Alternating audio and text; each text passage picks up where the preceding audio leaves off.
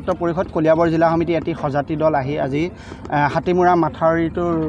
পৰিদৰ্শন কৰোঁ যে কলিয়াবৰ ৰাইজৰ মাজত বহু প্ৰশ্ন আছিলে যে আজি কিছুদিনৰ পৰা যেতিয়াৰ পৰা বাৰিষা আৰম্ভ হৈছে তেতিয়াৰ পৰা কলিয়াবৰ ৰাইজৰ মাজত বহু প্ৰশ্ন উত্থাপন হৈছিল যে আকৌ 17 চন আৰু 24 চনৰ দৰে ভয়াৱহ পৰিস্থিতি হ'ব নেকি সেই কথা বতৰাবিলাক কলিয়াবৰ ৰাইজত চলিছিল দুই একৰ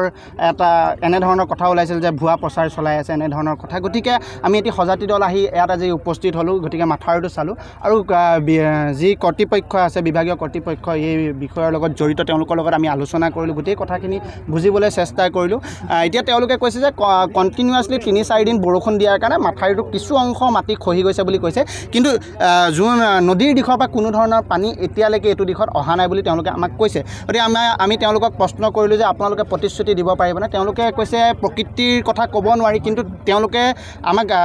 আশ্বাস দিছে যে তেওঁলোকে যিমান দূৰ কৰিছে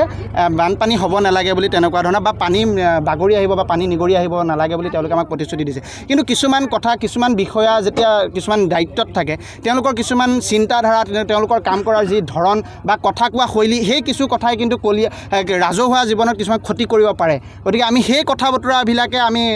কওঁ তেওঁলোককো ক'ব বিচাৰোঁ যে আপোনালোকক আজি আমি এটা যুৱ ছাত্ৰ পৰিষদৰ সজাতি দল আমি কলিয়াবৰ ৰাইজে আশা কৰে যে যুৱ ছাত্ৰ পৰিষদে এটি বাৰ্তা প্ৰেৰণ কৰিব তেওঁলোক যাব তেওঁলোকে গৈ আমাক এটি কথা এনেধৰণে ক'ব যে তাৰ যোনটো বিষয় হৈ আছে সেই বিষয়ে আমাক জনাব গতিকে আমি সেইকাৰণে আমি কলিয়াবৰ ৰাইজৰ ওচৰত দায়বদ্ধ যে আমি আহিব লাগিব ইয়াত পৰ্যবেক্ষণ কৰিব লাগিব এই কথাখিনি কলিয়াবৰ ৰাইজৰ মাজলৈ আমি লৈ যাব লাগিব গতিকে এই কথা বতৰাবিলাক 17 আৰু 24 চনততো আমি কোনেও ভবা নাছিলোঁ কলিয়াবৰ ৰাইজে এটা নিশাৰ ভিতৰত দুটা নিশাৰ ভিতৰত কেনেধৰণে কলিয়াবৰৰ শ মানুহ হাজাৰ মানুহ গৃহহীন হৈছিল ৰাজপথলৈ যাব লগা হৈছিল সেই কথা যাতে দ্বিতীয় দিন নহয় সেই কথা যাতে পুনৰাবৃত্তি নহয় সেই কথাহে আমি যুৱ ছাত্ৰ পৰিষদে বাৰম্বাৰ কৈ আহিছোঁ গতিকে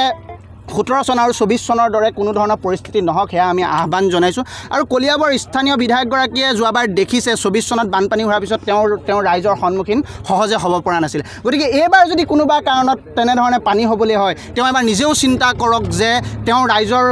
প্ৰশ্ন উত্তৰ কেনেকৈ দিব গতিকে আমি কলিয়াবৰৰ স্থানীয় বিধায়ক তথা কেবিনেট মন্ত্ৰীগৰাকীক আমি আহ্বান জনাম যে এতিয়াও সময় আছে এতিয়াও একো বাৰিষা আৰম্ভণি হৈছে গতিকে এই 3-4 দিনৰ বৰষুণতে যদি মাথাউৰিৰ কিছু অংশ মাটি ভাঙি যাব পাৰিছে তেনেহ'লে বাৰিষা আৰম্ভণি হৈছে বাৰিষা আকৌ বহুত বাকী আছে বহু বৰষুণ হ'বলৈ আছে গতিকে পিছলৈ ভয়াৱহ পৰিস্থিতিৰ সৃষ্টি হ'ব পাৰে বুলি আমাৰ কিছুমান সন্দেহ হৈছে গতিকে আমি আহ্বান জনাম বিভাগীয় কৰ্তৃপক্ষক আৰু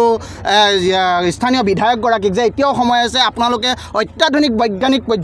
পদ্ধতিৰে আপোনালোকে কষ্ট কৰি আছে দিনে ৰাতিয়ে কষ্ট কৰি আছে আৰু অলপ কষ্ট কৰি কলিয়াবৰ ৰাইজ যাতে মানে তেওঁলোকে সকাহ পায় যে ভয় নাখায় যে কোনো ধৰণৰ পানী নাহে সেয়াৰ এটা পৰিস্থিতি সৃষ্টি কৰক আৰু আপোনালোকৰ যি দেখিছোঁ ৰাতি দিন কাম কৰিছে তাৰ বাবে আমি বিভাগীয় কৰ্তৃপক্ষক ধন্যবাদ জ্ঞাপন কৰোঁ স্থানীয় বিধায়কগৰাকীক সেই ক্ষেত্ৰত আমি ধন্যবাদ জ্ঞাপন কৰোঁ মোৰ লখিমী কেইজনীয়ে ইমান বেছিকৈ গাখীৰ দিয়ে মনটো একেবাৰে ভাল লাগি যায় বিয়মৰ দানা খোৱাৰ পৰা মই বেছিকৈ লাভৱান হৈছোঁ